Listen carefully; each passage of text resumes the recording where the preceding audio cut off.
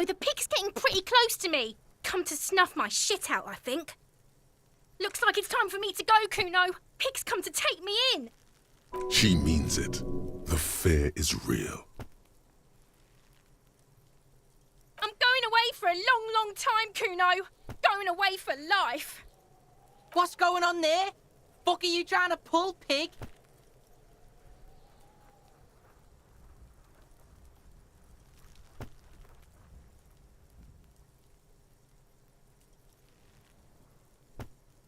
Stay away from me, pig! You don't want to see what happens when you corner me.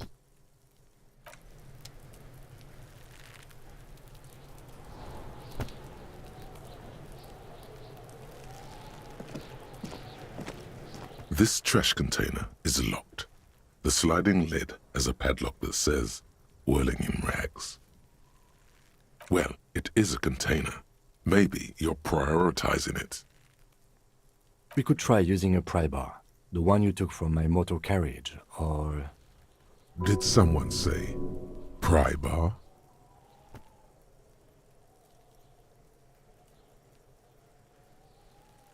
Pry bar, pry bar. Your palms yearn its cold touch, to grasp it once more, as you've done so many times. Or we could ask for a key from the manager of the Whirling in Rags. He probably has one. Ask the manager? Bullshit. Go straight for the pry bar and pry this baby wide open.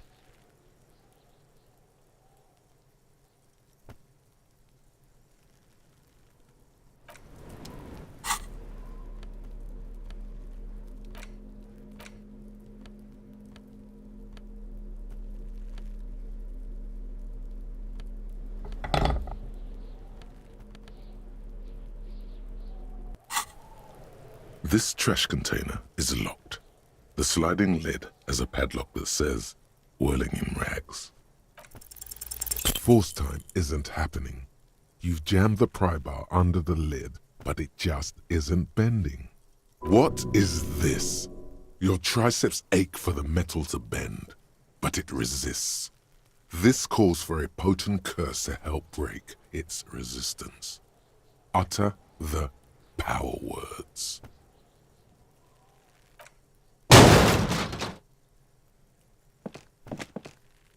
Unsatisfying, hurtful. You hear a ringing sound, but not quite hollow. The can seems to be full. Full of itself. Content. Happy you failed. This snickering trash container is having a grand old time. Let's ask the manager for the key. This is clearly not working.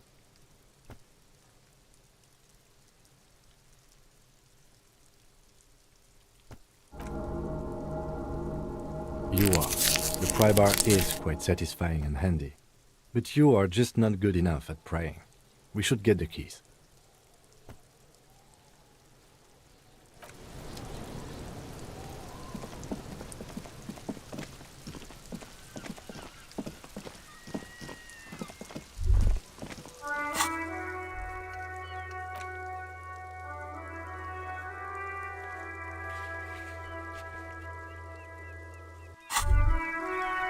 All around you, rain falls on the great city of Rivershore.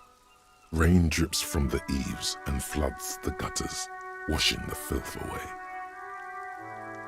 The spring thaw must be here. The snow is melting. Looking up at the sky, cold water dripping from your hair. Grey sky like great battleships, clouds colliding with one another. Rain falls down on the world. Your shirt sticks to your chest. The shoulders of your disco blazer grow heavy. The cold finds its way in under your skin. You shiver, and the city shivers with you. You're not dressed for this weather. You should get an overcoat or a patrol cloak. Sheets of rain over the water, a flight of stairs leading into the ocean. Wave after wave washing the coast of Martinez, with its motorboats and gently swaying reeds. The ruins of a half-sunken sea fort crumble on an inlet beyond the Bay of Revachol. Ghosts rise into the sky.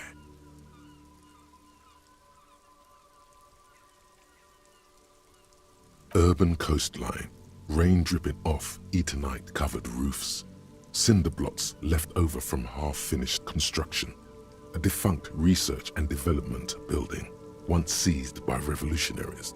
An old wooden church stands on stilts above the water. Coal City, end of all lines. The skyscrapers of La Delta, the financial district. Faint golden light seeps from the office windows. Your hair is an oily mess flecked with ash from neighboring coal plants. Smokestacks rise somewhere in the distance. There's a fleet on the corner. A plastic coat is folded into a small triangle under the counter by the window. Beyond that, the strikebreakers have gathered. The great gates of the industrial harbor are locked. A chill runs down your back. You shudder like an animal trying to shake water from its hide. Behind the gates, heaps of supply crates, red and blue metal shipping containers, slick with rain. The Greater Revachol Industrial Harbor is an artificial mountain range. Immense wealth resides within, and immeasurable poverty in its shadow. La Drusienne, King Dries passenger harbor. Cruise ships flanked by dock arms, cranes watching over the mouth of the river distributary. Couronne, the lower middle class. Distributary after distributary cuts the city blocks in half. 7-story buildings trail off into the rain. A silvery curtain of rain over the houses, the class divide. Capeside apartments, tower blocks crowd one another. 4.46mm bullets still lodged in their war-torn stone walls. Hallways collapse from the mortar hits of a war that was lost long ago. Clotheslines go to waste in the rain. Radios play. A yard. Rain falls onto the roof of a woodshed. Coal leaks into a puddle beneath a dead man's feet. He swings from a tree, bloated. Droplets of rain slip from his cold cheeks. A traffic jam. Rain thrumming on the roofs of motor vehicles. Inside, drivers watch water streaming down their windshields. The statue of a king shudders. He too is cold. The canal bridge has been raised. The road ascends. A raised motorway loops above the ghetto. Beneath its concrete columns, a sea of rooftops, woodwork, and tar stretches northward. 4-story buildings as far as the rain can fall. The snows melt in Jamrock. Revachol is the capital of the world. Jamrock is the capital of Revachol. Droplets form on your eyelashes. It's home.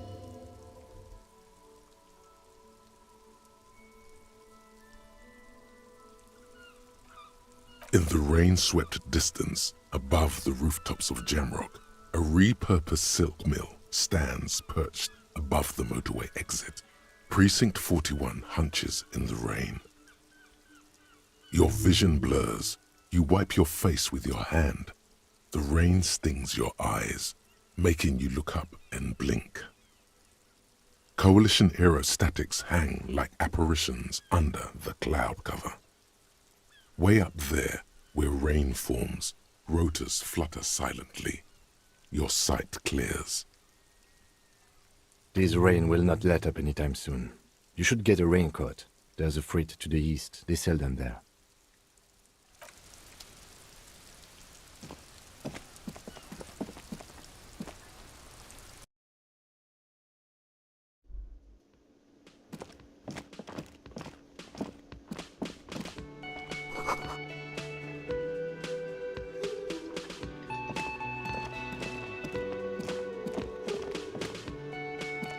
Can I help you?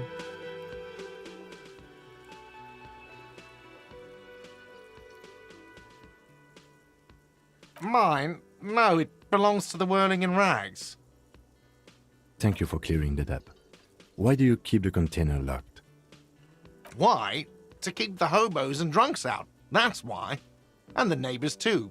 They put their trash there and they don't pay for the garbage company. I thought as much. And are you the only party with access to the trash container? Well, yes. Us and the garbage disposal company. It seems a little callous, doesn't it? Something stirs in you.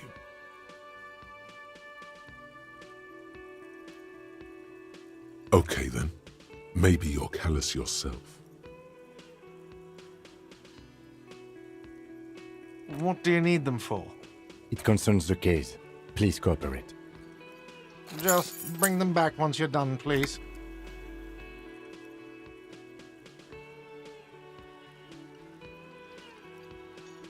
What thing?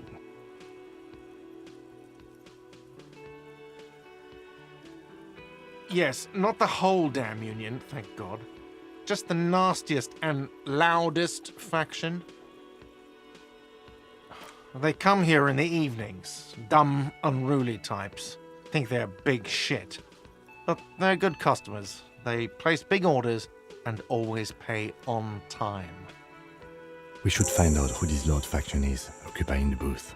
Loudness means talkative, and we need info. We don't. We have to wait. They'll show up sooner or later. Men get hungry, even striking men. If not today, then they'll be here tomorrow. What are you, a cook now? That's none of your business. He wasn't pan-fried, he was lynched. What could the kitchen possibly have to do with... Fine, okay. The kitchen is closed until 1 p.m. because the cook is working. You can snoop around after that, if you must. What? By the way, you should come back to this thing-based questionnaire if you see anything interesting in the Whirling later.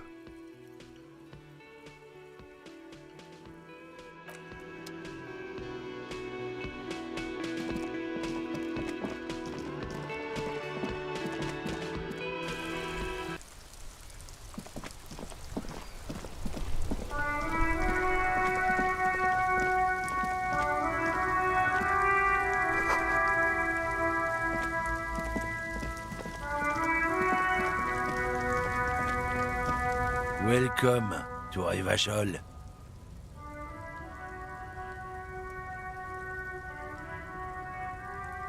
Don't you welcome to Revachol me. My grandfather came here from a 3,000-year-old racist isolationist culture, while your ancestors came to this island a mere 300 years ago. Every school of thought and government has failed in the city, but I love it nonetheless. It belongs to me as much as it belongs to you. It's men like you who keep Revachol divided, making it that much harder for everyone to climb out of this post-war limbo.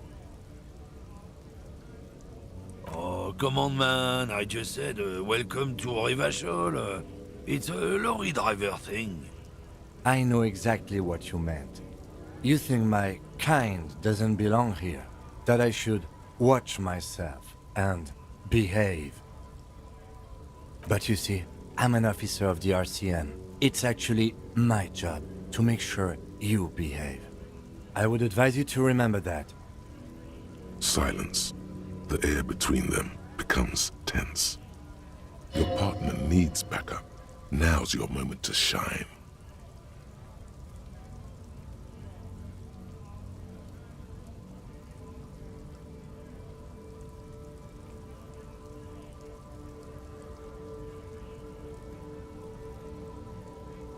Whatever you say, officers. He smells of heavy motor oils, and his breath of high tar content cigarettes, probably Astra Whites. Oh, not much anymore. I'm here to pick up some cargo, but the dock workers are on strike, so it's a sit and wait on your ass situation. Apples? Yeah, apples? I take it you had other questions? He's given you the runaround. Let's be honest, you were bested.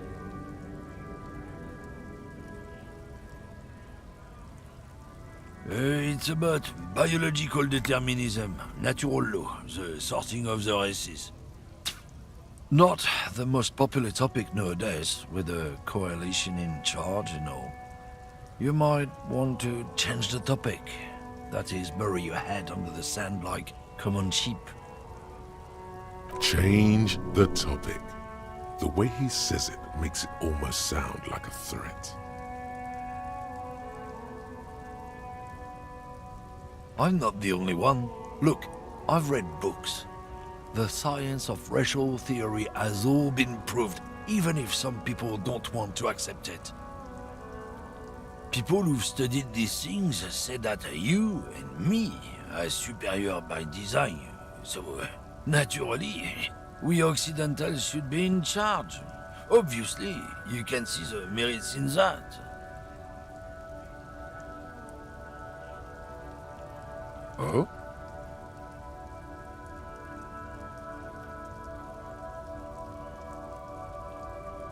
Don't push your luck, Runt. Damn, that felt good. Your heart's pounding nicely. You should tell people to fuck off more often.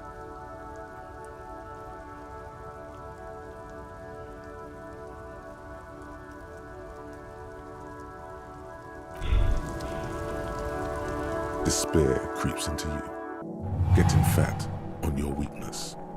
Whatever noble intentions you once had as a police officer, you're still coming up with sentences. That's a step up from total annihilation, right?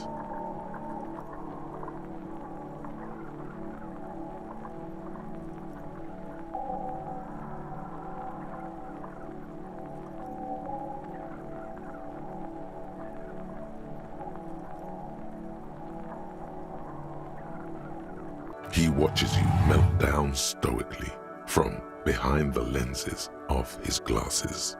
Nothing you can say would make you feel any better now. Cop gives up the detective genre for social realism. Another police officer resigned from the RCM following a nervous breakdown. He now lives under a bridge, drinking and occasionally throwing excrement at passers-by, shouting, "I never loved that woman." When asked to comment, former colleagues objected to the theory that his psychological disintegration was precipitated by his wife leaving him. "It's because the Furrows lost that match," said Captain Ptolemy Price, once the man's superior officer. "It's because he couldn't get a big gun from acquisitions, and anyway, police work really burns you out after a while," Satellite Officer Jean-Vic Mayer, the deranged former cop's partner, commented. Sergeant Mac Torson, another former colleague, did not propose any theories, merely saying, whatever happened to him wasn't about birds. He got fucked, that's all.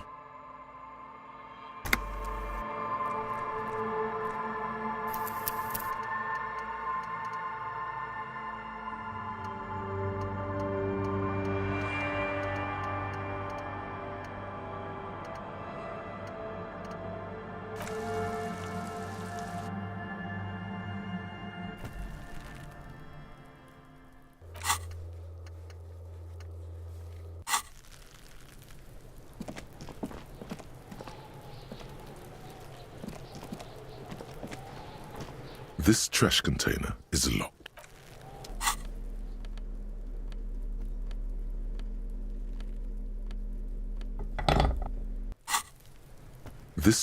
Well, it is a container. We could try using a Did someone say pry bar? Really? Your muscles are down with either one. or we could ask for a key from the Ask the manager? Bullshit. Go straight. Force time isn't happening. What is this? Your triceps ache for the metal to bend, but it resists. This calls for a potent curse to help break its resistance. Let's ask the manager for the key. This is The dumpster is goading you. It thinks you're weak.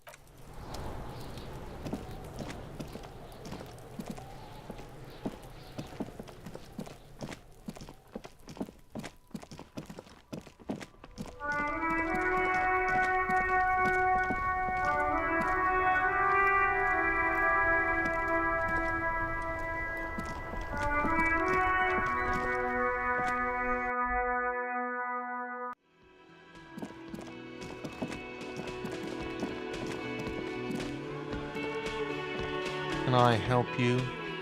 Mine? No, it... Thank you for... Why? I thought as... Well, It seems a little callous, doesn't it? Okay then.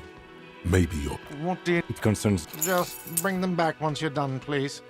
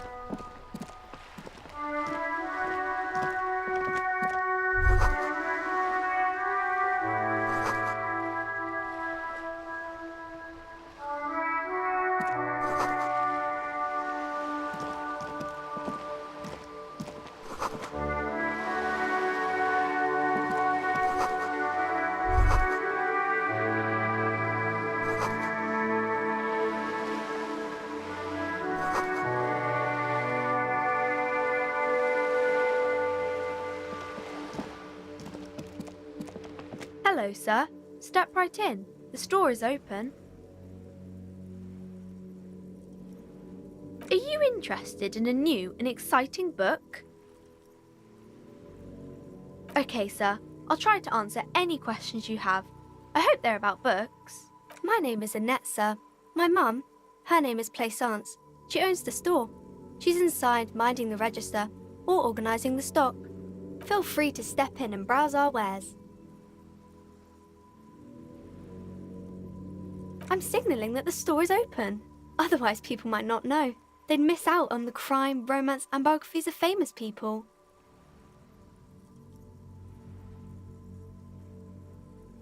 Oh, no, sir. I'm happy to help Mum by luring in customers. Besides, I have some hot juice in my vacuum bottle to keep warm. Oh, kings and queens and generals of old, or artists and writers, or musicians, those kinds of people. There's usually something extraordinary about them. I think that's why people read them, to find the secrets of their fame. I don't know about that, but I imagine life is great when you're famous. They're all dogs.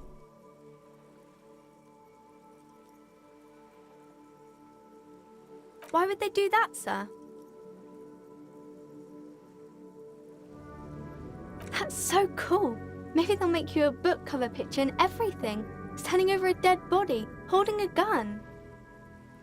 I do my studies at home at the moment. I have to help Mum keep this place running. School?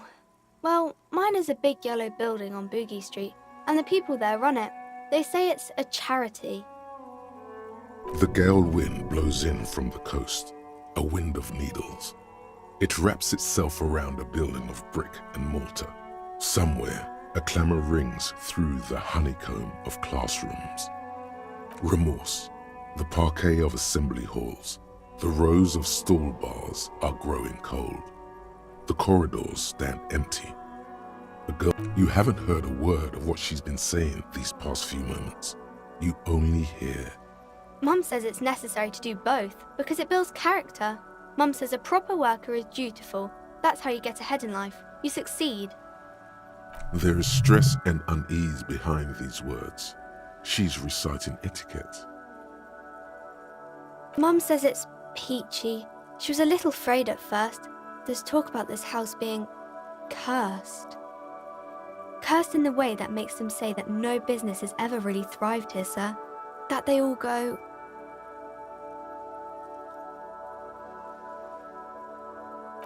I wouldn't really say it like that, but I guess so.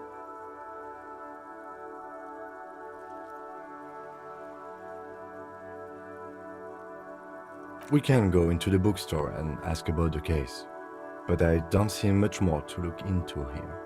Yes. Please do also look at our wares inside. The postcards and board games are there, sir.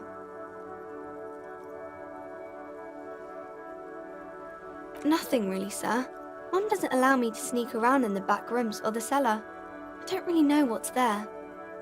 It does not manifest itself in any way. It does not exist. I liked it better when we were asking about famous people. No such thing. Anything else you wanted to talk about, sir? Maybe I can tell you about some of our books instead.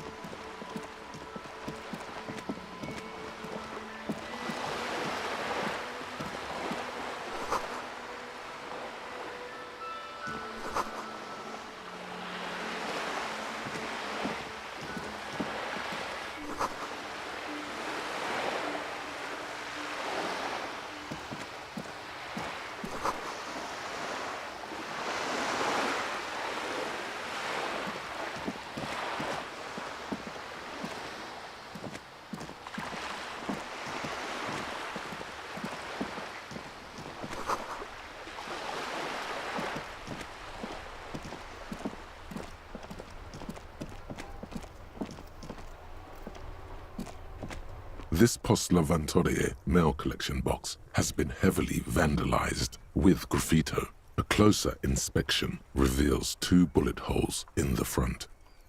A faint sticker on the side reads, RCM Emergencies Desk number 8102, with a slogan, Mankind, be vigilant.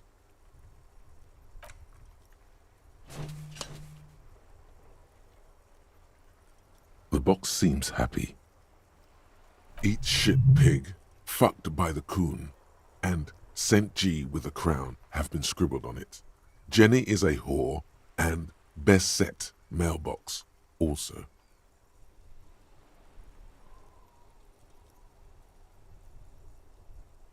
The mail collection box seems cathartic, thankful even. So do you. You shudder. Then you swallow. And then suddenly, you see it. Over all the other graffitos, someone has, using the tip of a very sharp knife, cut the words, Revachol forever.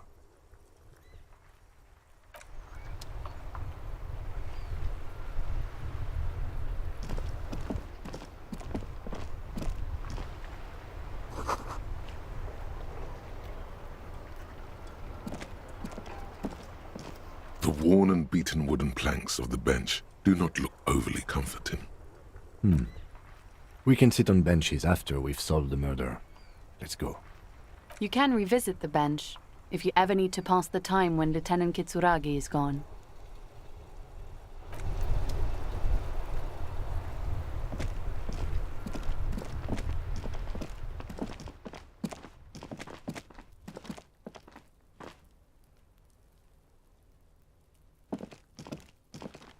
An old call box with a matrix of push buttons lists all the companies in the East Delta Commerce Center.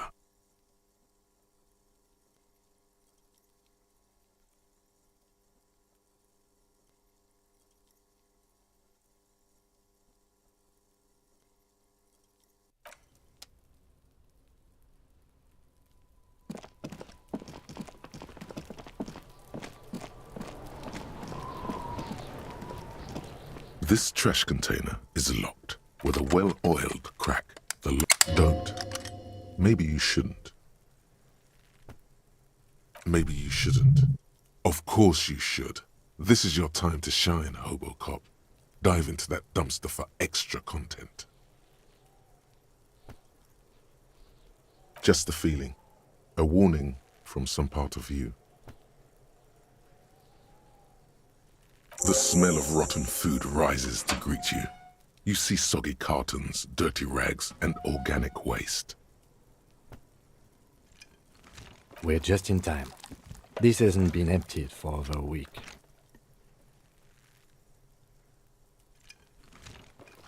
You see milk and egg rest with one broken egg in it. Some pasta wrapper. Picking up the soggy packages somehow feels familiar. You've done this before. The movements are recorded in your elbows, the methodology in your fingers. You're used to this. No, searching for evidence in the trash. Good practice for dumpster diving. A box falls into pieces in your hands. Batiste Soleil cereal. There are plastic pasta packages below, and turbo noodles. Nothing of note, however. Among the threadbare kitchen towels, something catches your eye. A pair of denim trousers. As the legs of the slime-covered jeans begin to unspool from the garbage, a rank corpse smell fills the air. The victim's clothes? Cadaverine odor is faint. If these belong to the deceased, they were removed when he was still in the early stages of decay. Drop them in here, officer. Guitar-marked blue jeans. Pockets empty or emptied. He wore them with a belt, too, a white belt. The loops appear stretched, but the belt is missing. That's it. Do you see anything else in there? I have another bag here. Something slimy catches your eye. A drab, long-sleeved shirt, olive-colored, appears from the food waste, dripping with pus. This is a military-type overgarment. No label or serial number. This is the kind of rib-knit shirt that's worn over light armor to conceal it in an urban scenario. Anything more? The rest of the rags are just kitchen variety waste. Just garbage. All right. We should go to Gart again and ask if he knows who put the clothes in the trash. It could be as simple as someone from the hostel cleaning the yard. Or that one. I'd advise against confronting that force.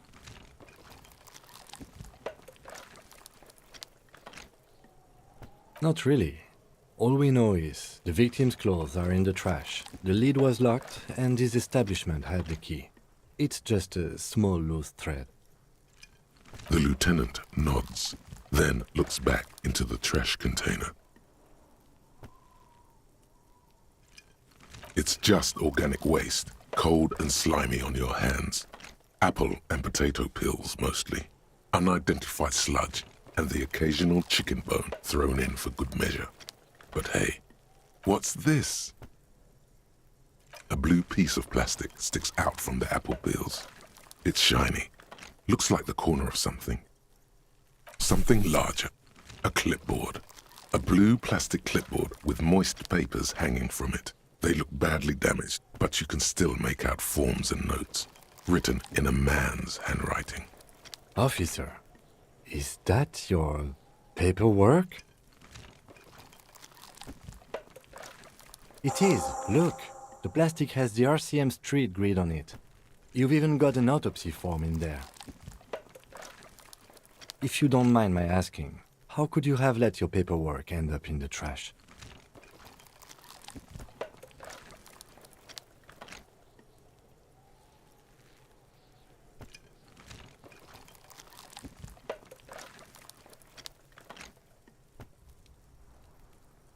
Officer, this is an official piece of paperwork. It probably contains notes on numerous ongoing investigations, and could even list undercover operatives, informants. I suggest integrating it into your style, for all our sakes. Easier said than done. How could this pathetic cabbage of copy paper and plastic ever become très disco? It would also not hurt to start taking notes on the case. Now, tell me what your eagle eyes see. Or are we finished? Some items, such as the ledger you found, are interactable. Go to your inventory and select the Interact tab to read your paperwork. Wow, an Armistice caliber 50 knock cannon, half wrapped in paper tissues. So shiny. It's a giant rifle, and it's very expensive. Not as expensive as that fat string of pearls snaking around the rotten banana peels, however. And is that Cordon Electric's preamp with Electra F2 tubes? It is. That catches quite a price. We're talking 12,000, easy, unless you're into hi-fi yourself. That's too bad, because none of those things are actually in there. There's just food waste and crisp wrappings. All you see is a broken mug with a racist depiction of the Yellow Man frolicking in saffron. Only in its social sensibility.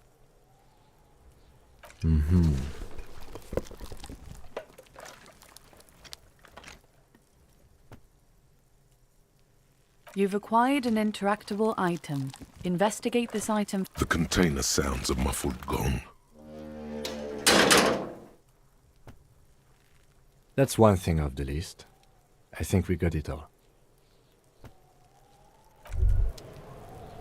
As you turn, a bright light catches your eye, making you squint. From a distant sunset, a stage light, flash photography, nowhere in particular. It's just what superstar law officers do. They squint at lights, and they solve shit. Yeah, you have. You're a big dick cop, Dick Mullen, Salam Rocky Bayi, badass on-the-edge disco cop. Time to recede into a ludicrous fantasy world. Here we go.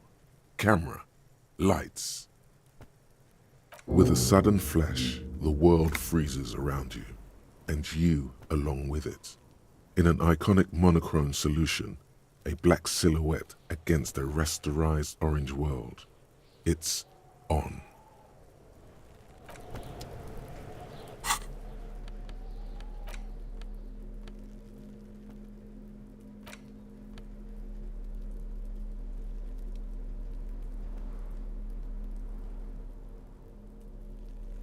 It's just a racist mug.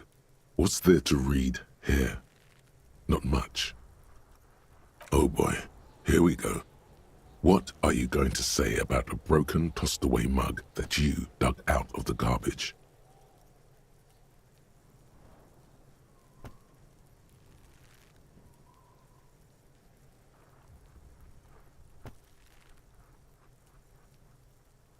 But it was in the trash. Why not just call it out when you see it? Or do some volunteering work?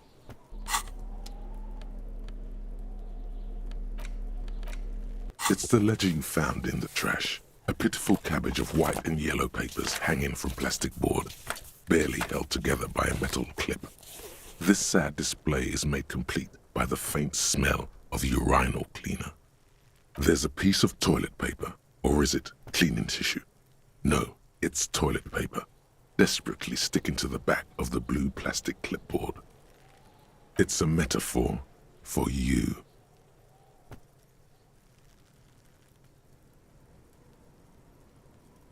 An aluminium block runs the width of the board, biting down on the paperwork. Its crocodile teeth are the only thing keeping the papers together. A regular pencil, the tip worn down to nothing, has been attached to the clip. The surface is interrupted by a silvery sticker. It's rectangular, sparkling with iridescence. You don't know how you didn't notice it before. Looks like an official mark, made to be low visibility outside the right circumstances. What? That thing. It's a halogen watermark. We use it for adding information to RCM property. It depends. Aside from an anti-counterfeiting stamp, mine has my station number and address. The information varies by date of issue. Your kill count. Yours will surely have your kill count. Any capable light with the right wavelength will do. All RCM vehicles have headlights designed to reveal halogen watermarks. Mine too. This means you can read the watermarks if you just turn the lights on. Okay. While a bunch of sodden papers sag from the clipboard in your hand, it's a sorry sight. They're not exactly white. They're yellowed in patches by sunlight and alcohol, and covered in dense blue handwriting. Ink escapes into watercolor patterns, reaching its tendrils across entire pages. The paper itself is checkered, with faint red lines forming short paragraphs. Once in a while, there's a red stamp that exclaims, "Case files commit to paper." The case files themselves are plenty. You count more than 100 sodden, crumpled up, earmarked pages falling apart in your hands. They appear to be sufficiently organized and extremely dense, if mostly illegible. Work, strife, poverty, the Jamrock Quarter. These are handwritten logs of investigations dating back to January 51, this year. The exact number is hard to estimate. due to missing pages and an odd naming convention. But there are at least 20, maybe 30 cases undertaken, not completed, mind you. What do you mean? Is that all?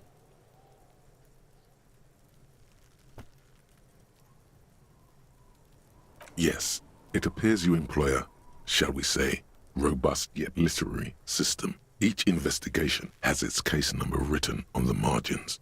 Yet, still more tellingly, most are accompanied by a name. Yes, all caps. One is called The Next World Mural. Another, The Square Bullet Hole Murders. Another yet, The Unsolvable Case. Others appear more light-hearted. The guys on a couch in an unexpected location, and the murder at the hookah parlor. Even the rare article-free collapsing tenement. Murder features prominently throughout. You like this grimy murdering, don't you? Wish there was one in there about a drug den. You love those. Gets the blood pumping. It's going to take an effort to piece these case files together, but it can be done. Once you're done inspecting them up close.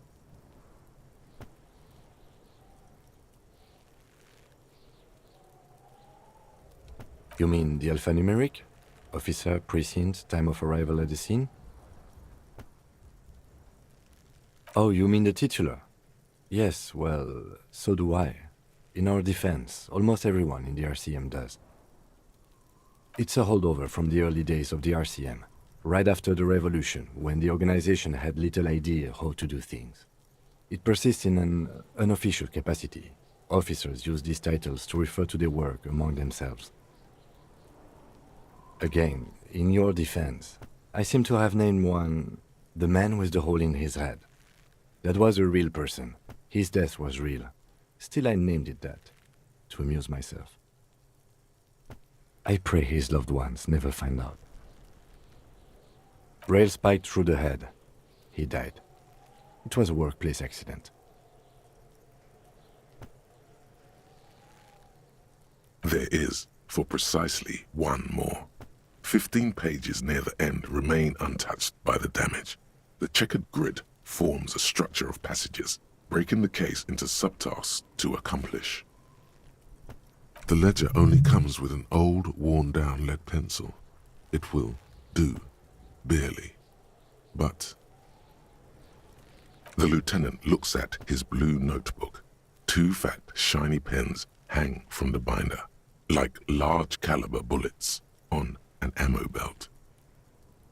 He is not really saying anything, just standing there, looking at them. Know that I give this to you with resentment.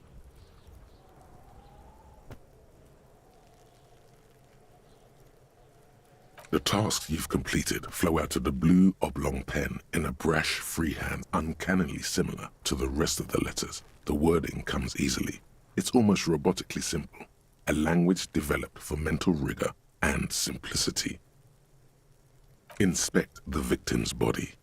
Interview the cafeteria manager. A satisfying slash sounds across the paper. You're done, it seems to say. And you, and you. And a fuck you to you too. That last one cuts a slash right through the paper. You're a swashbuckler with that pen, Harry, and it feels good. Feels like completion. Things to be done and things already done. The composition of reality. This is an extremely useful tool for a detective of the citizens' militia. Now all that remains is to name the case. No, actually. Any ideas?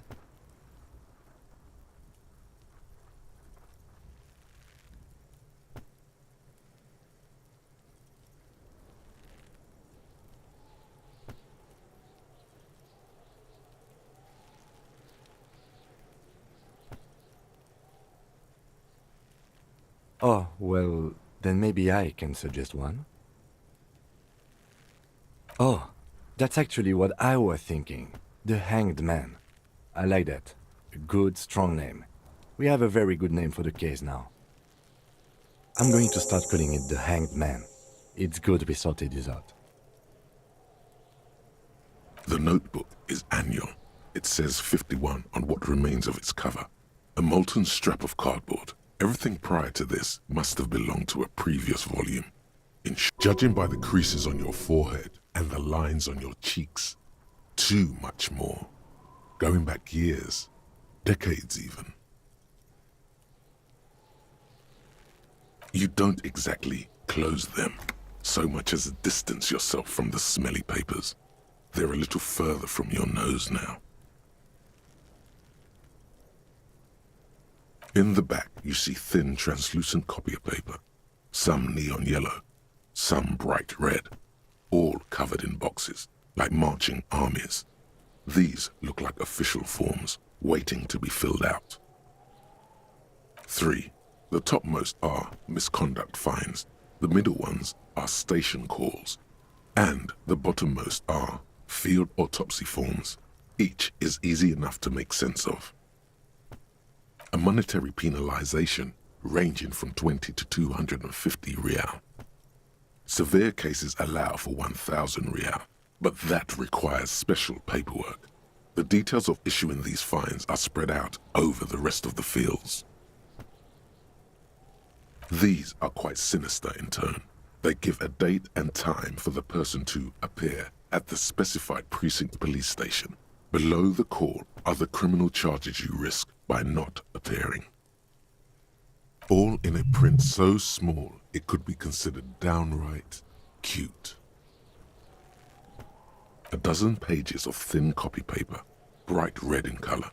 You see the parameters of a deceased human form waiting to be filled in.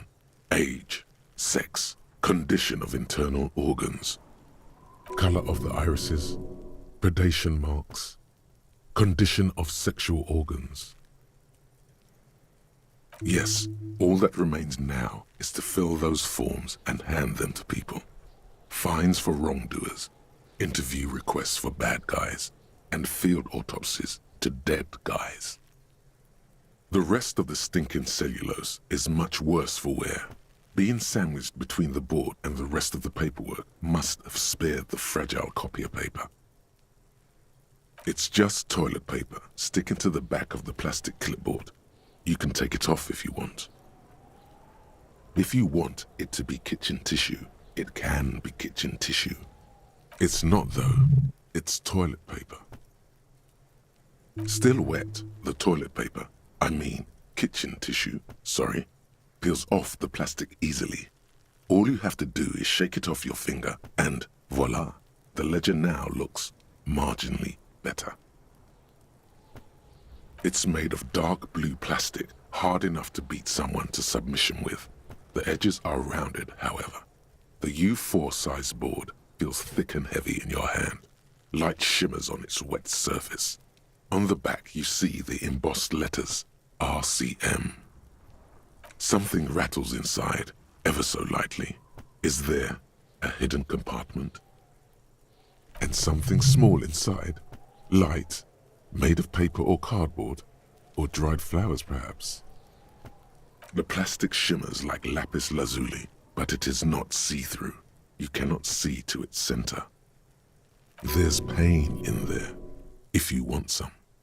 That much you know. With your hands, U4-sized pages hang from the clip screwed to the top of the board.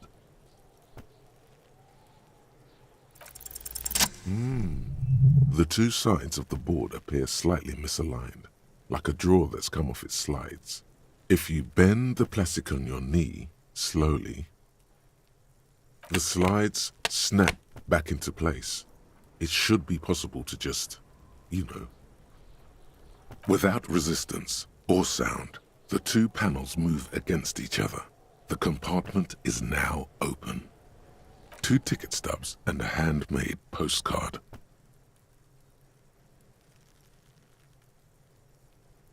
Two octopuses are smiling, reaching their tentacles toward each other in the colored pencil drawings. The tickets permit access to the zoo in Revachol East. The aquarium costs extra. These let you go there too. Thin wax paper has been glued to a piece of cardboard. Sounds like leaves rustling when you pick it up. You see violet flowers, floral patterns, patches of glue. It smells of chewing gum, apricot flavored. A touch of cinnamon, the end of summer. You think the label says tutti frutti.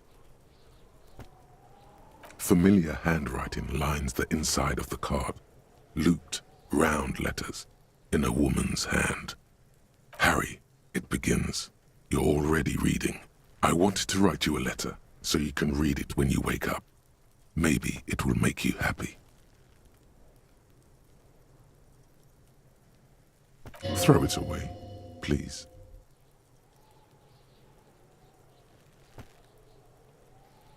Your hand shakes holding the card.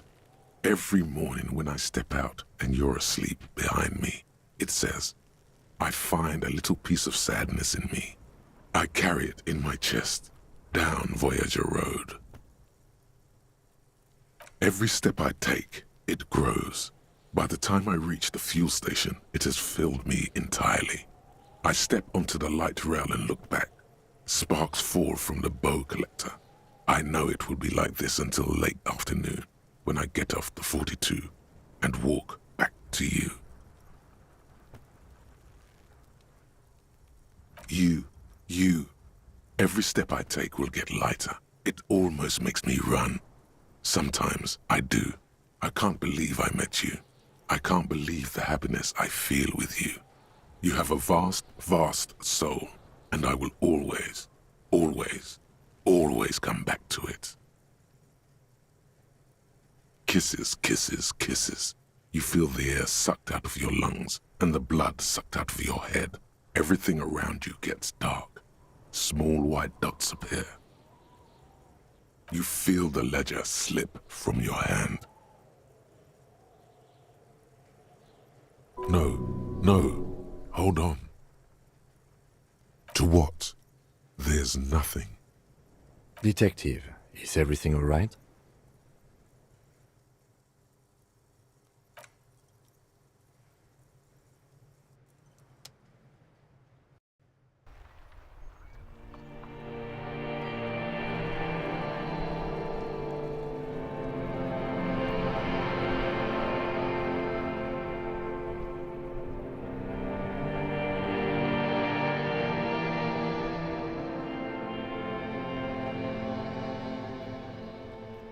There is nothing.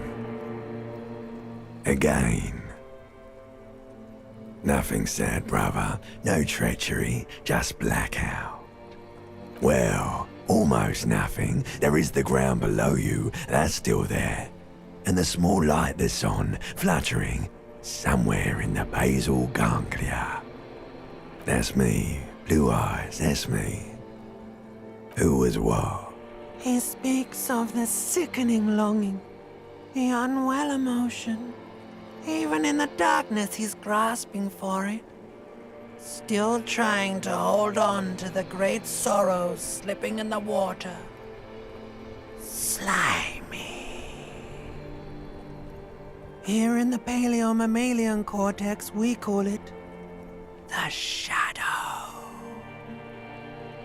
Because it's always there. Tell him. Ah, yes. In the olfactory system, they call it the apricot chewing gum scented one. It's unhealthy of them to linger on it so. But as they say, what do you do? It didn't smell nice. It smelled like betrayal. There is no Voyager Road. There are no roads, no houses, no lights in the windows. It's all on pause. Bloated corpse of the past resurfacing. Beautiful. Believe me, stupid ape, its lack of beauty was not the problem. You think they would let you? Until you disintegrate into biomolecules? No. Someone is breathing on your face now, inspecting your pupils, stupid idiot. Yes, they're pouring something on you. It's in you. It's delicious. Glowing lights on a dashboard emerge out of nothingness. The upholstered cabin of Lieutenant Kitsuragi's motor carriage, seated in the driver's basket. The air is thick with leatherworks and heavy fuel oil. Cold water runs down your chin. Drink. Water. The water is cold, silvery, the stuff of life itself as it pours down your parched throat. The pounding in your head recedes. The darkness parts. Drink. You haven't drunk water in 2 days. Did you know the human body is not made to survive on alcohol alone? You need a secondary form of hydration. With greedy gulps, you down half a liter of cold water. Some of it spills on the driver's seat. The lieutenant pays no heed to it. What happened?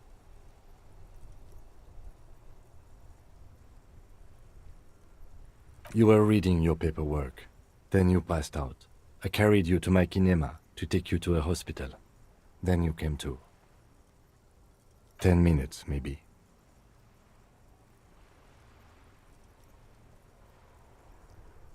That does sometimes happen.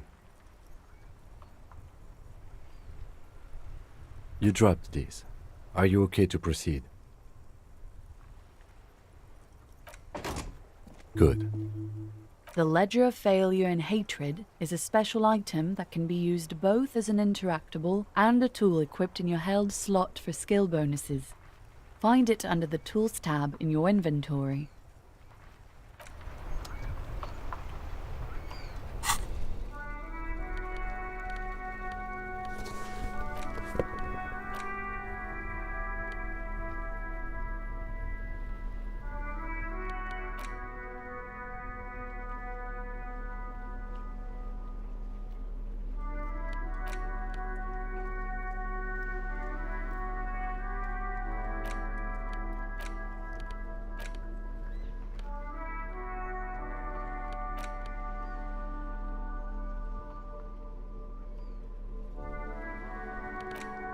It's the ledger you found in the trash, a cabbage of papers hanging from the board, with the permeables drawer inside. It's without resistance or sound, that it's slightly, ever so slightly, difficult to breathe once you've done. Your hand shakes. You're flushed with adrenaline. The acidic stench of rotting food is rubbed off on the cellulose. It now forms the base of the experience. This base surrounded by a faint air of spoiled meat, the stuff of death itself, and then sprinkled liberally with the citrus zest of toilet cleaner. You know, like the bits they put into public piss bowls, probably called Fermi Discrete, or Axle, or something. At some point in its journey, the ledger has seen the inside of a public toilet. If you knew it was dunked in the toilet before getting chucked into the trash, why are you sniffing it?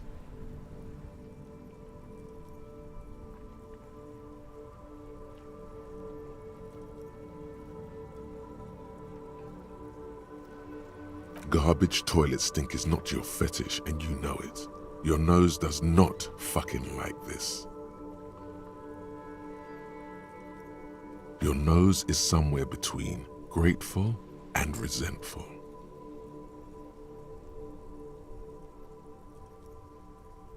Arson, petty theft, spousal abuse. You don't exactly close them, so much as distance yourself. It's proving to be harder than expected. You just don't have the intellectual rigor to patch the quilt back together. Try again later.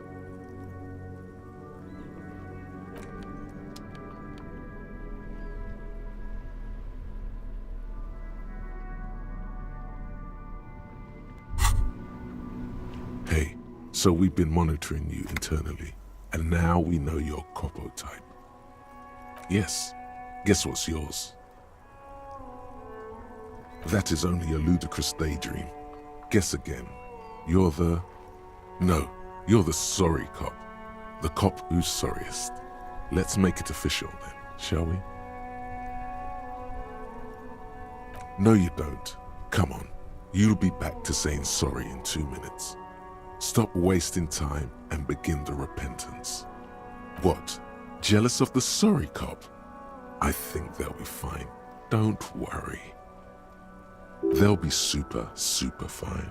It'll be totally okay. You can dual copo type from sorry to anything. Wow.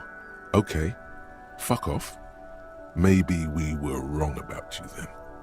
Check out the big balls on fire, cop.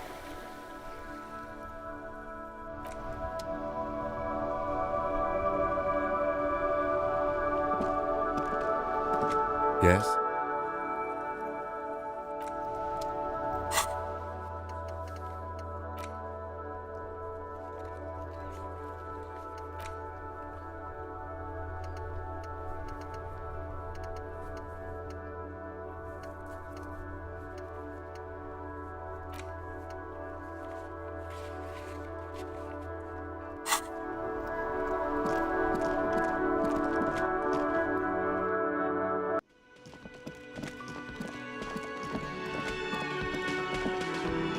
Can I help you?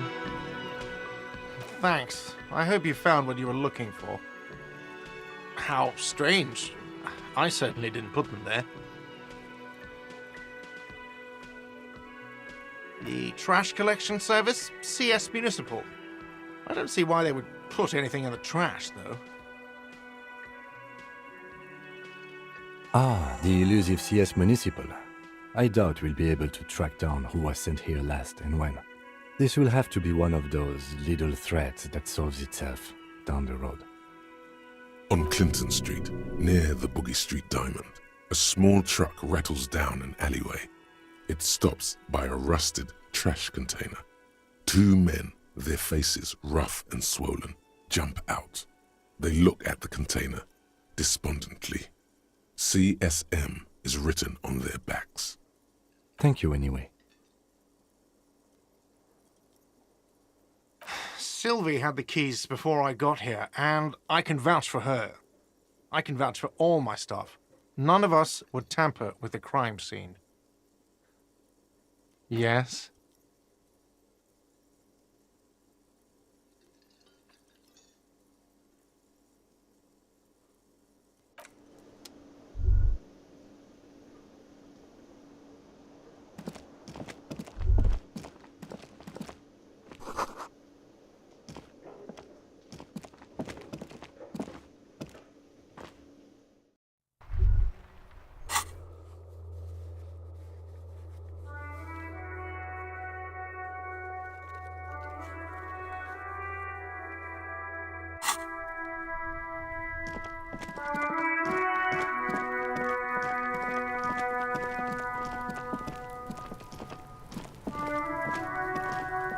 Fuck does Kuno care?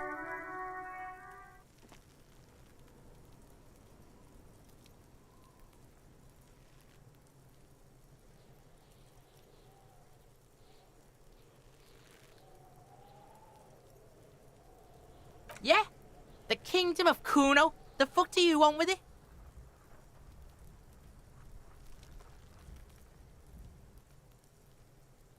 Yeah, Kuno doesn't know shit about that. That shit is beneath Kuno. Listen, listen. Kuno doesn't care about this small-time shit.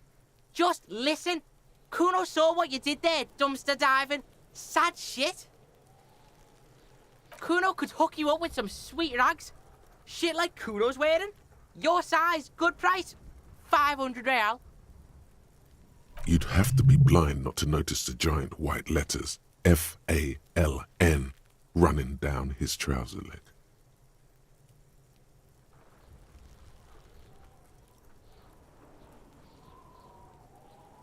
Look, Kuno ain't seen shit lying around, except for that up there. Now you want performance gear or not, Grandpa? The lieutenant remains silent, but his expression couldn't say, "I told you so," any louder.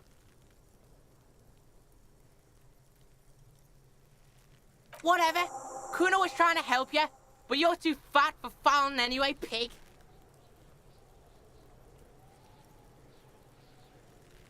No, it's not fucking Kuno's. It's ancient. Look at it. He thinks you're fucking fool, Kuno. He says you climb the ladder up to your magic tree house. Get the fuck out of here, pig. Kuno doesn't have a magic treehouse. Dunno. Kiptas gardener used to work there. Look, Kuno doesn't explain shit. Kuno just says shit.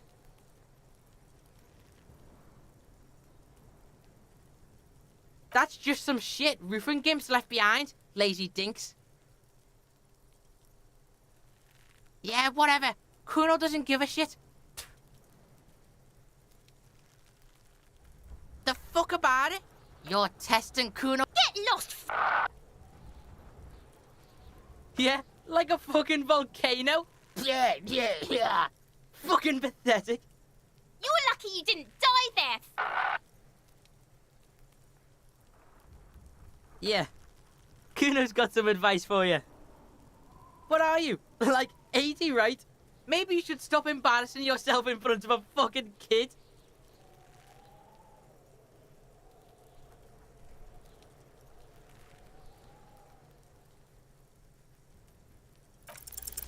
He's on your crime scene, bossing you around. And he's been here for some time too.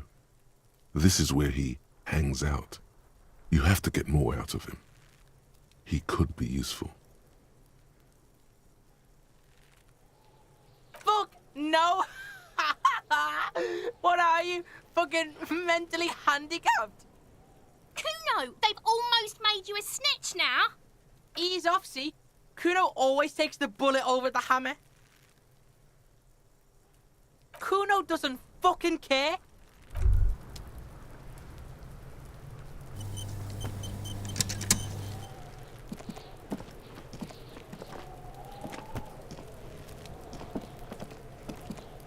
There are several footprints in the mud.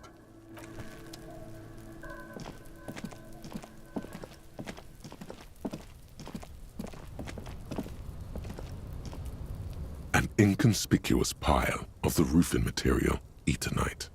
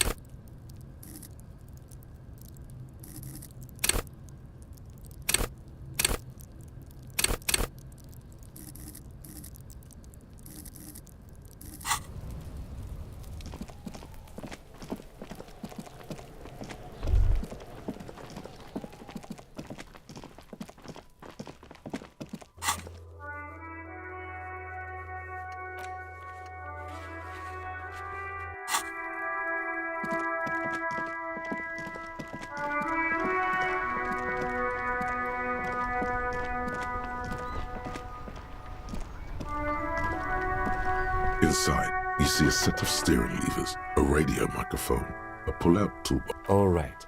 Ready? I turn, you press start. It's next to the preheater.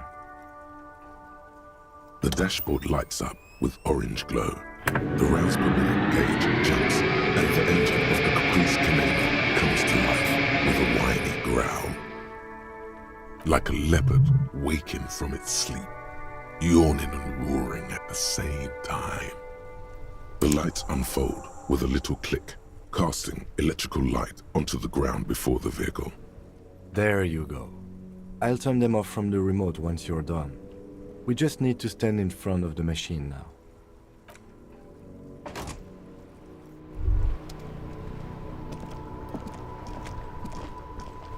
As you hold your ledger's clip under the headlamp, an iridescent hologram appears. A street grid and the veins of a great river. A familiar sensation washes over you. There she is. Revachol West. Around the borders of the watermark are dozens, no, hundreds of micro-perforations. There are many of them, and they are divided into 3 separate rows. The first row has 18 dots. The next is the longest.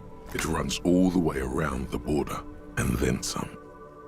There are so many, it's hard to count. More than 150, at least. Maybe even 200. The last row has 3 perforations. As you look at them, you feel your index finger reflexively contract 3 times.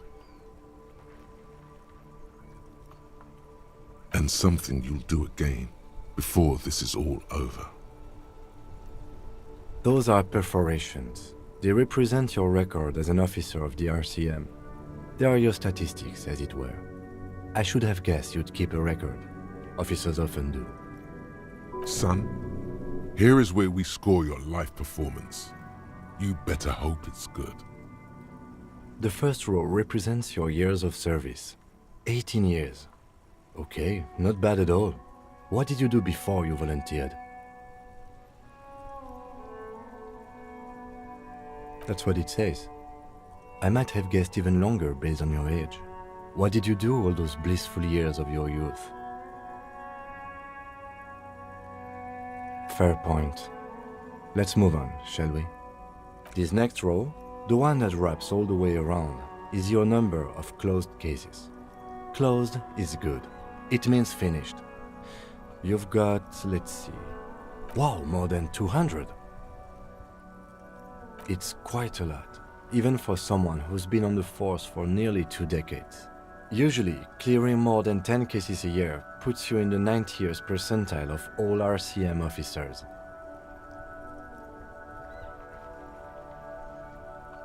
You know the answer already. The tingle in your index finger gave it away. That's right. How did you know?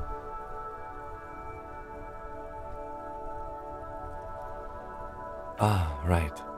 Sometimes the brain's able to preserve certain responses even when conscious memory has been, let's say, misplaced. For an RCM officer, especially Precinct 41, which is in the Jamrock quarter, it's rather tame. I mean that in a good way. There are certain officers who treat their kills like some kind of ghoulish game. If they do happen to solve a case, it's usually by accident. But it seems as though you are, or at least were, one of the good ones. So we have that to be thankful for. He's sincerely glad you're not a scary predator. Not to say relieved you're competent. Yes. Everyone has their own method of coping, some more effective or self-destructive than others. Personally, I find it helps to keep up a few hobbies. Oh, this and that. Let's not get into it now. Why not gardening? You've already got the gloves. The lieutenant nods. The rectangular watermark is overlaid with the logo of the RCM, and yet the major arteries of Revachol are all recognizable. They shimmer in the Kanema's headlights. Let me see. Right here.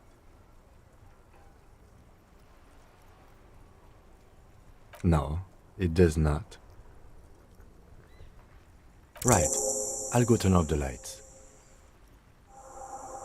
You can now see your statistics on your journal page, to the right of the task description.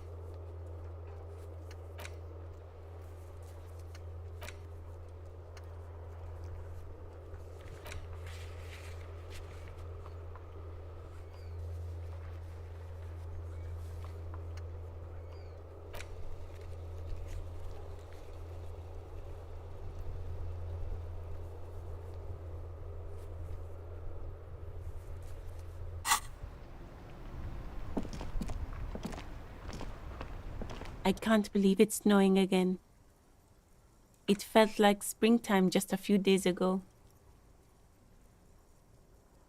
Sure, I'm done with them. Go easy on that stuff. It gave me a terrible headache.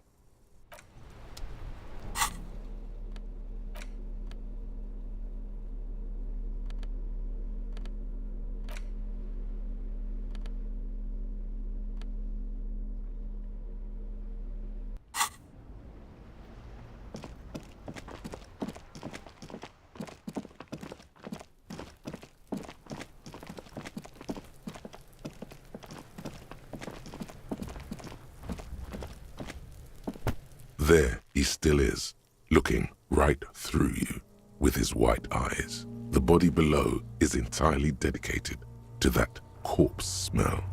Emitting it is all it does now. You crack open the ammonia ampoule and breathe in. The odor of death is still stronger. It's a spell of the mind telling you to run, and your stomach to wring itself empty. With your eyes squinting, you stand in it. They do after 7 days, yes. We are deep in decomposition here. The man before you is naked, but for a pair of underpants and enamel boots. His skin is greenish, marbled with decaying veins and blotched by lividity. A fading web of tattoos covers his chest and shoulders. The cargo belt used to fasten him to the branch above appears industrial in strength. As you narrow your eyes, the monster before you blurs into a violent mess of green and pink. Only the lower extremities are pink with a dash of blue. His fatted hands, thighs, and his neck just above the noose. The rest of the corpse appears dark green in the cold spring air. How should I know why you are squinting, officer? Oh. You are trying to assess lividity. The monster comes back into focus, an explosion of color coursing with dark marbled veins. His stomach appears pregnant with something. Black liquid streams down his thigh and onto his boot. So, what do you think?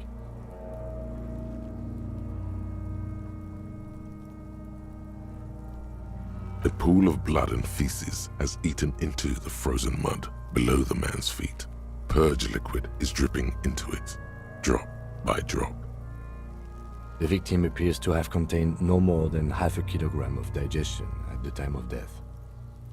The fuck he's saying? Talking about shit.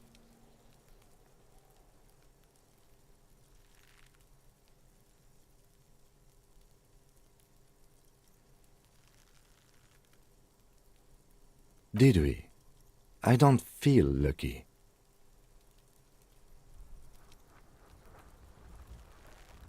I do. Most of them are post-mortem. Maybe even all of them. The delinquents have made our jobs harder with their little sport. Stop talking in riddles, coin slot. It means you fucked him up good, Kuno. Fucked him up brutal-like. I think he was upright immediately after death. Blood has gathered in his hands and feet, and his neck. The noose acted like a tourniquet, keeping the blood in his head. The hypostasis here is in tune with the hanging. That's what I think.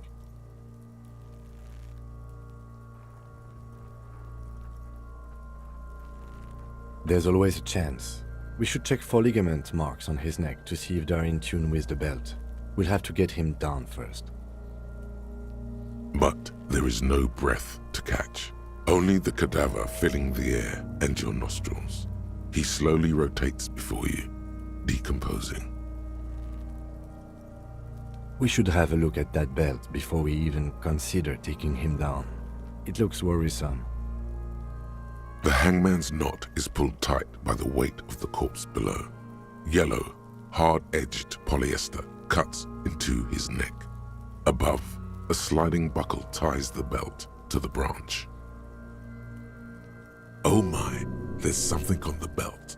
A familiar word that speaks to the thirst within you. Vermilion, in yellow letters, along the length of the twisting cargo belt. Only a deep longing for vermilion golden spirits lets you decipher the fading logo of the local brewery. Extremely. Industrial strength, the kind used for tying cargo to lorries. Yes, it looks like they use whatever was on hand, paying no attention to not incriminating themselves. I'm still approaching this as a lynching, yes, motivated by the ongoing strike. You?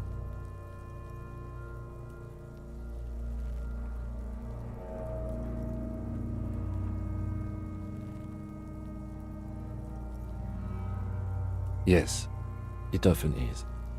This bell worries me.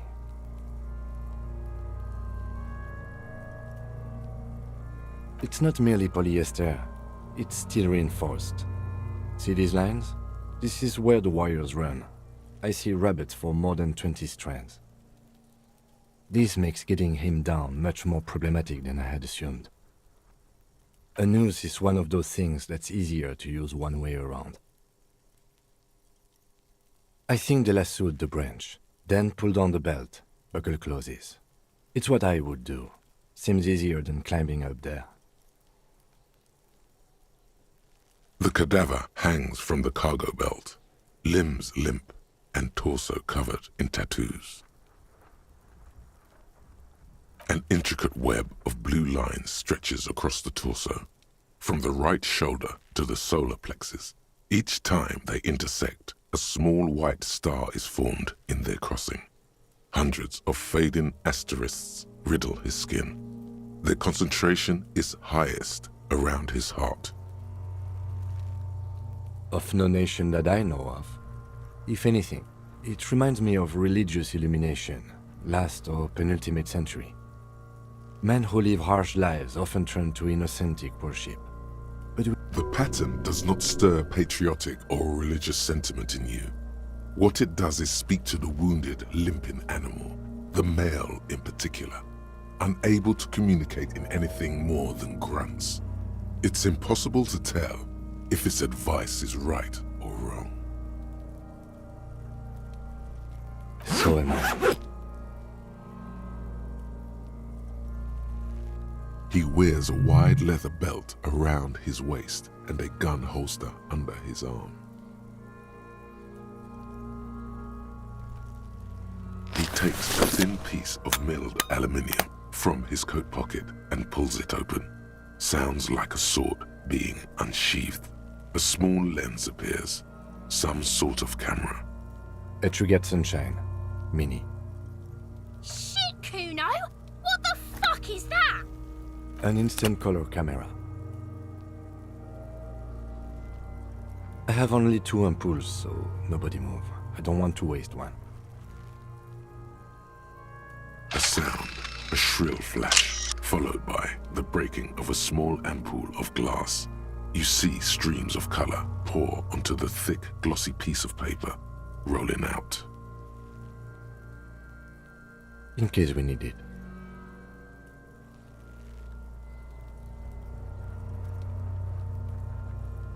Yes, it is pretty cool, isn't it?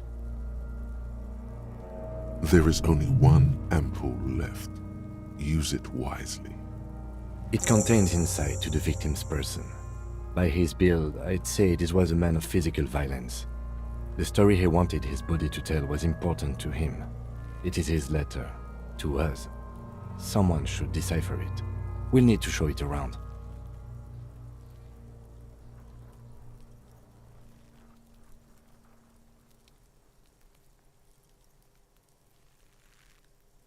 Sure, just don't lose it.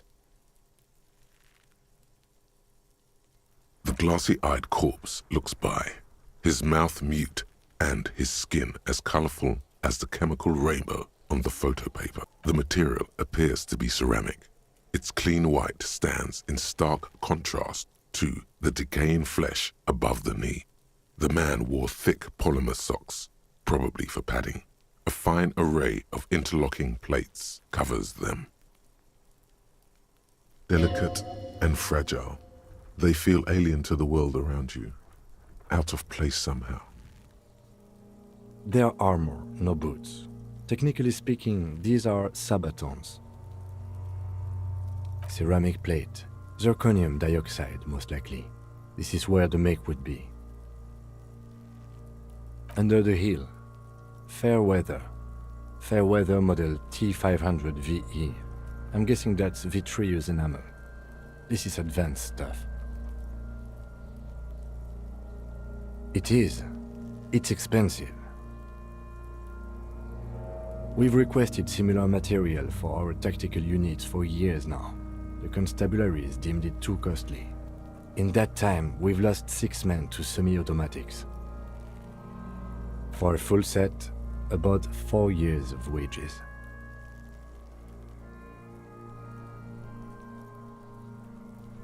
By catching, do you mean let's not log them as evidence? Let's steal them? Of course. The lieutenant nods often. It's part of his unplastic expression range, communicating both professionalism and sarcasm. This time, the latter. Piece by piece. He's been out here for 7 days. It would be odd if they didn't. We should keep a lookout for these species. The armor could yield information. This is one thing he might actually know. If you wear those pieces, it will help me protect your mortal coil.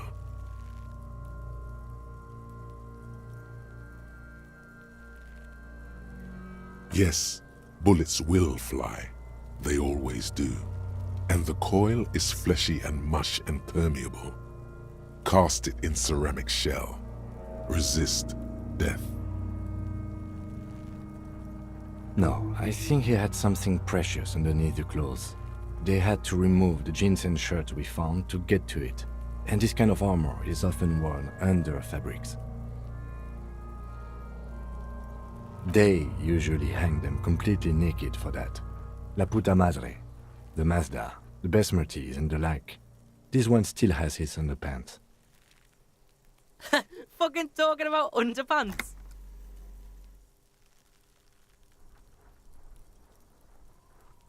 That's for us to find out. My initial report on the area suggests he was a security guard for the harbor company, but that's just hearsay. Just something I scraped together from my station. An area report on Martinez. I'm sure you did the same. I agree. This equipment is way beyond what a guard can afford. A small bell-like sound fills the air, like tapping on the side of a porcelain cup. The pry bar in your hand is itching for some action. It's anything but. This material is a kinetic redistributor. It spreads kinetic energy horizontally, from plate to plate, dissipating it entirely. See? Faint, organic lines cover the plates where they separate into smaller ones. These plates then divide into smaller plates until there are hundreds of them altogether. The stench fills your nostrils. As you push downward, an ominous creaking sound comes from above. Stop! Pig's gonna pull his head off. Brutal! What's wrong with you, asshole? Where's he letting go, Kuno? I don't know, baby. I don't know why he's such a... Officer, if I may ask, what were you trying to achieve by pulling on the deceased foot? The cadaver slowly twists on the cargo belt. His eyes are milky white and blind to the world, protruding comically from their sockets. There is no one home, just subaquatic terrors there. Dark brown hair grows on his head. His face is ready to explode from the organic processes inside. The death's head grin has passed. What remains is an unrecognizable mess. The corpse is dead silent. You have no idea why you just said that. Who is he? He is male, 40 to 50, with an athletic build. The corpse looks right through you as you distance yourself from its stench, eyes like a shark. Are you sure we finished the preliminary examination of the cadaver? We might miss some of these things once it's done. The cadaver slowly twists on the cargo belt, his torso covered in tattoos and extremities. The steel-reinforced belt presents a unique challenge. I brought chain cutters, but I don't see a good angle of approach to the belt. The cadaver is a good 1.2 meters up. Neither one of us can reach the belt without assistance. And even if we do, there's the question of cutting it.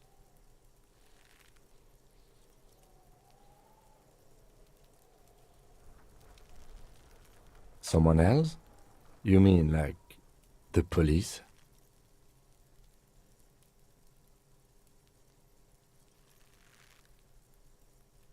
Someone like a paid garbage man? Or a cleaning crew? I have bad news for you. That is a detective. I know it's hard, but I assure you, the others won't come to help us. And we have a growing sanitary concern here. We need to get him down, fast. I was really hoping we wouldn't. The Union appeared to be suspect in this case. It seems like a dangerous route to go down. Confirmed. It's unsafe. But what other options? The corpse twists on the belt, like chicken on a skewer. Climb up there and saw the branch? I don't trust that ladder. The assailants didn't use it. It's rotten and less sturdy than it looks. And I don't see another good way up there. Honestly, I prefer a non-acrobatic solution to this.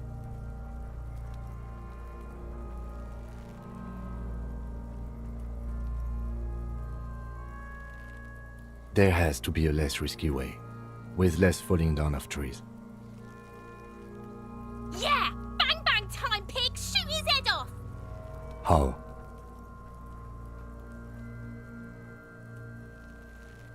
It absolutely will not, officer. That's not how physics work. It will maybe cut one thread loose. Yeah, now we're talking. Entertain a Kuno with some shit. They'll miss! The pigs will miss Kuno!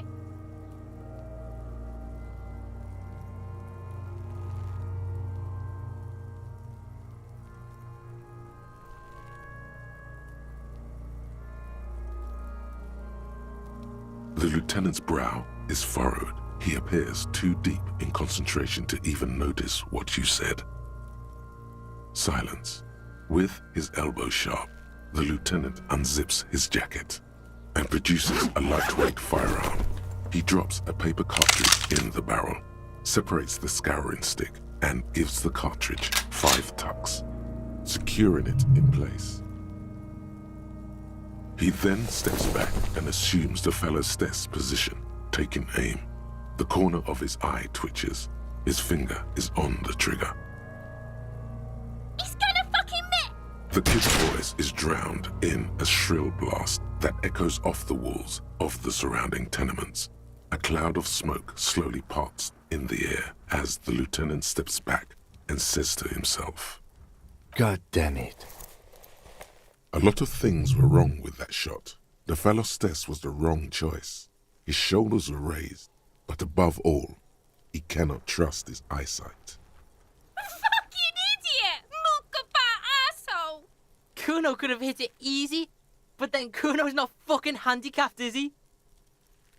Kuno's sorry too. Kuno feels sorry for the Beano Clad. The lieutenant doesn't say a word, just looks at the gun in his hand. I have to say, it's beginning to look unlikely we can get him down without assistance. You know, you don't feel like too bad of a shot yourself. It's bad as it is. Us shooting firearms like punks. Go ahead, I'm not stopping you. They only have one This is the sorriest pair of pigs Kuno's ever... Yeah, take it, you fucking banani poika. Take it and shoot yourself in the mouth. The cold piece of bakelite and gunmetal is surprisingly light. Your fingers fit right through the guard, instinctively resting on the trigger. You've held this, an A9 armistice, before. At some point, it probably used to be your choice of firearm. It still feels comfortable. The fuck are you waiting for, Kuno? Tell him to shoot himself in the mouth. Kuno is silent. Aggression gathers in the air. The trigger feels delicate and ready to break under your finger. The buckle comes into focus in your sights. You stand with your feet planted firmly in the ground and your left hand supporting your gun arm. Why don't you just shoot yourself in your mouth? At least you won't miss.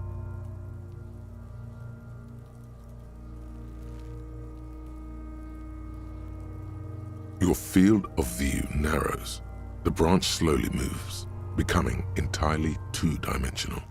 The metal buckle glimmers, catching the noon light as the corpse slowly rotates. Look, he's crying. You gonna cry now, fucking faggoty?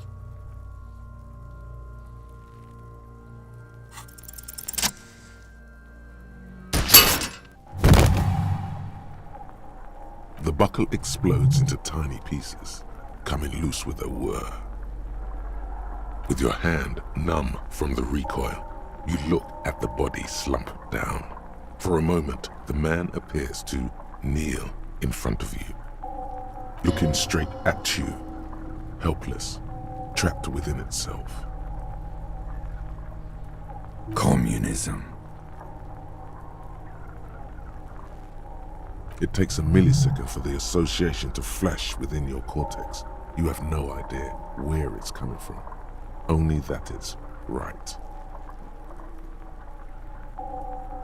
Then the rigor in his muscles gives up, and he smashes sideways into the spring mud, letting out a horrid stench.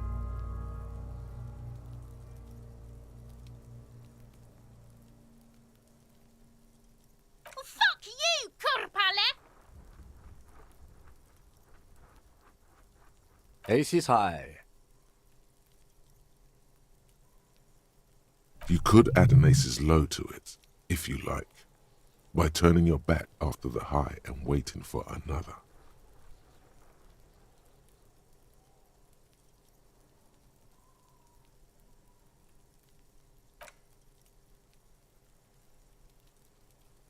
The high arrives with a sharp slap. As you turn around, there is a moment of doubt. Feels like that low ain't gonna connect. Chill. It's gonna connect. But then it does, and with furious precision. The lieutenant is not one to leave an ace's low hanging. I knew these guys were f***ed.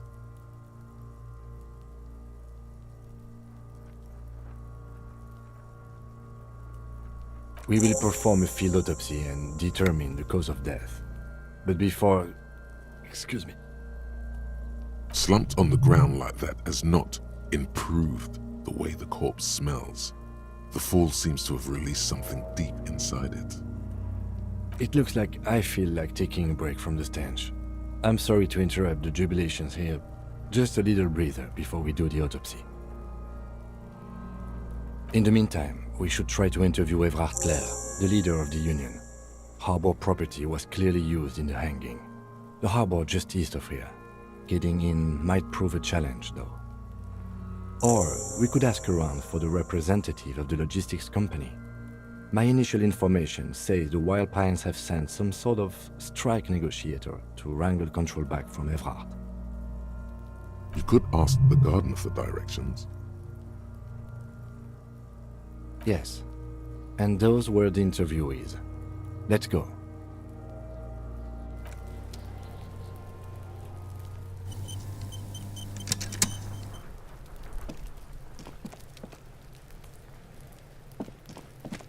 Fuck does Kuno care?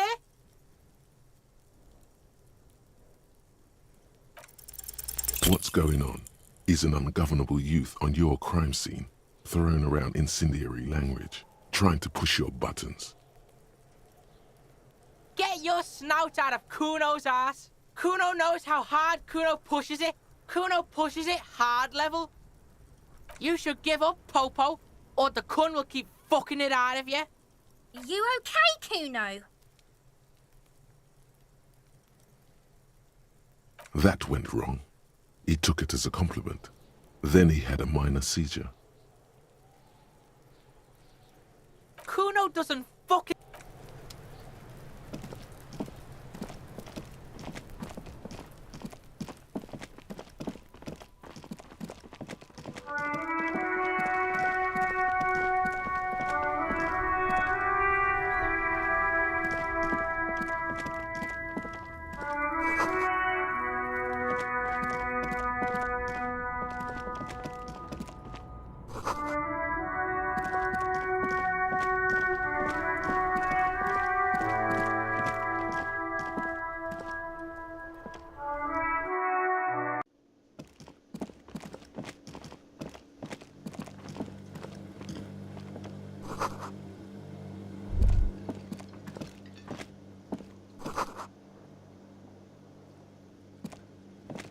A thin man is smoking below an exhaust hood, occasionally sipping from his mug. This must be the Whirling's cook. As you step in, he nods toward the table and says something in a completely foreign language. The only words you can make out are Goranci and Kubek. It must be his name, Goranci. Goranci Kubek. Sounds representative. The man puts his cup down and replies something, his left hand drawing arcs in the air. He smiles and bangs his ladle against each of his pots in turn.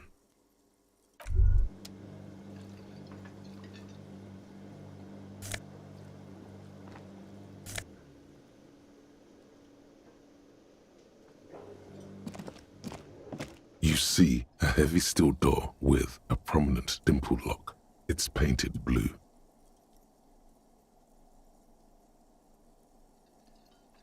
You do? It's a door in the back of the kitchen. Why do you care where it leads? The winch.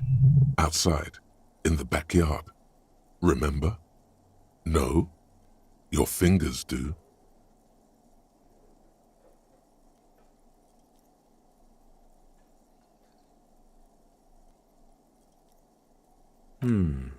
Well, if there was a winch, I suppose we could look into it. As a side investigation. If you say so, Gart is the person to ask about this. The cafeteria manager. The door does not budge. The cobalt blue surface feels rough to touch. The stainless steel door is flush with its frame on every side. Old cobalt paint, rough on the fingers. 40, 50 years since this was painted, maybe.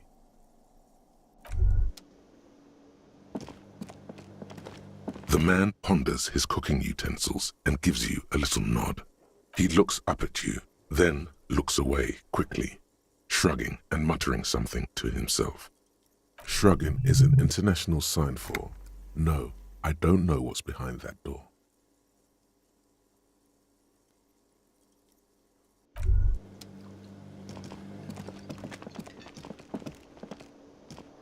Can I help you?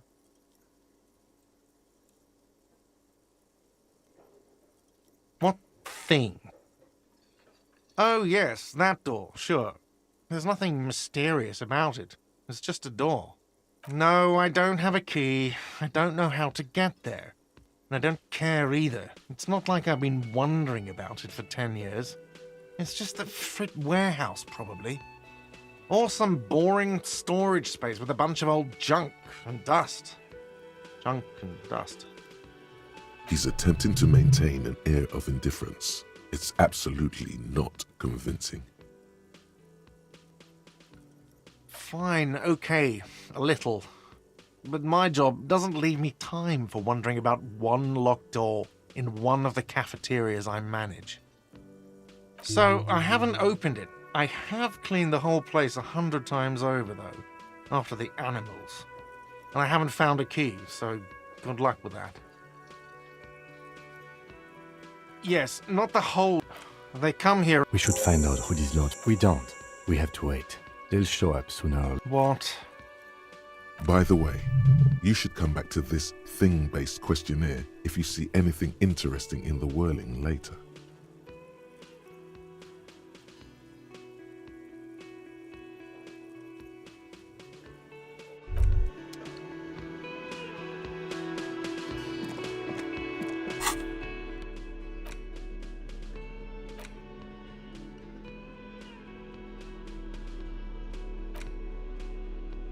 An intricate web of blue lines stretches across the torso of the hanged man, from the right shoulder to the solar plexus. Each time the lines intersect, a small white star is formed in their crossing. Hundreds of fading asterisks riddle his skin. Their concentration is highest around his heart. The pattern still kind of has an ethnic feel to it, but nothing familiar.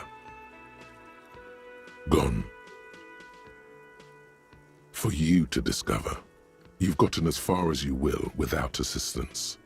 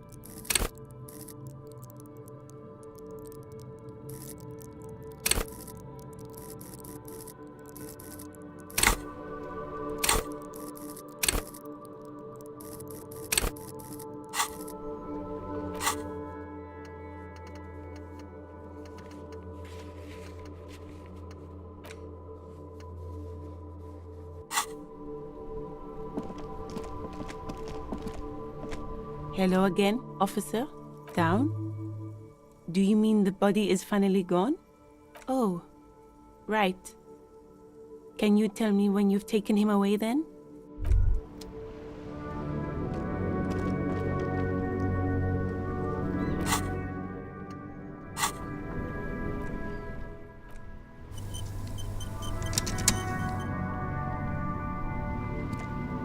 Yes?